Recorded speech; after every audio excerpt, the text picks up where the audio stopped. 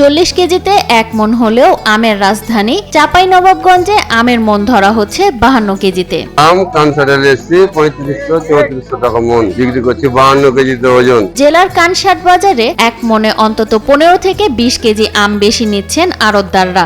এমনই অভিযোগ করছেন জেলার প্রান্তিক পর্যায়ের চাষিরা। শুধু 52 বা 54 কেজিতে নয়, মণে 2-1টি আম ফ্রিতেও নেন বলে জানান তারা। ছোটকালের জন্য আম বিক্রি করতে এসেছি, তখন হাত পাল্লে আম বিক্রি করতাম, 42 কেজিতে মণ ছিল। আবার জনকে কাঁটা আসলো তখন কিন্তু 45 কেজিতে মণ ছিল। আবার যখন মিটার আসলো তখন 45 থেকে 46।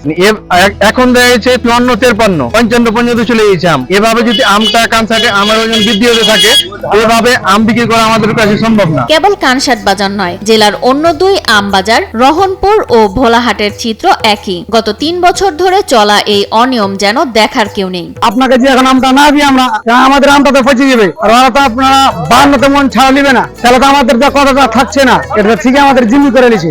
এমন সমস্যা থেকে উত্তরণে আলোচনার মাধ্যমে পুরো রাজশাহী বিভাগে একই নিয়মে আম বিক্রিতে ব্যবস্থা গ্রহণের দাবি জানান চাঁপাইনবাবগঞ্জের শিবগঞ্জ ম্যাঙ্গো প্রডিউসার কো-অপারেটিভ সোসাইটির সাধারণ সম্পাদক ইসমাইল খান শামীম। চাঁপাইনবাবগঞ্জ জেলাতে 3টা আমের বাজার, একটা কানসাট, একটা ভোলাহাট, একটা হচ্ছে রহনপুর। কেউ 52 কেজি, কেউ 56 কেজি, কেউ 54 কেজি মণ দরে আম কিনছে চাষিদের কাছ থেকে। জেলার প্রতিটা আড়তদারের সমিতির সাথে কিন্তু আমরা বসছিলাম। জেলার সকল বাজারে যদি 45-46 কেজি দরে মণ যদি আমের ওজনটা হতো, তাহলে চাষিরা অনেক উপকৃত হতো। এদিকে জেলার শীর্ষ আম উদ্যোক্তারা বলছেন, ওজন জটিলতা নিরসনে কৃষিমন্ত্রী সহ সংশ্লিষ্ট দপ্তরে একাধিকবার অভিযোগ দিয়েও বিষয়টি সমাধানে উদ্যোগ নেয়নি কোনো দপ্তর। আমাদের এখানে আমের ওজন অনেক বাড়তি, 52-53-54 কেজি নিয়ে নিয়েছে।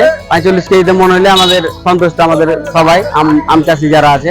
ওজন চলে যায় 54 কেজি, মানে 1 মণ আমে অনেকটি বেশি। তবে ওজন জটিলতা নিরসনে উদ্যোগ নেওয়ার কথা জানান চাঁপাইনবাবগঞ্জের কৃষি সম্প্রসারণ অধিদপ্তরের উপপরিচালক পলাশ সরকার। আমাদের দেশের একটা বাজার ব্যবস্থাপনার কারণে এটি হচ্ছে। মার্কেটিং ডিপার্টমেন্টকেও আমরা কিন্তু এটা বলেছি যে আমাদের যদি একটা সুস্থ বাজার ব্যবস্থাপনা থাকে এবং এটা কৃষক দ্বারা নিয়ন্ত্রিত যদি হয়, তাহলে কিন্তু একটা সমাধান আসবে। সামনে কিছু প্রজেক্টে কাজ হবে, আর এটি জেলা প্রশাসনকে আমরা জানিয়েছি এবং ওরা নিয়ে বিষয়টা ভাবছেন, এবং আমরা আশা করছি যে এটা একটা সুষ্ঠু সমাধান হবে।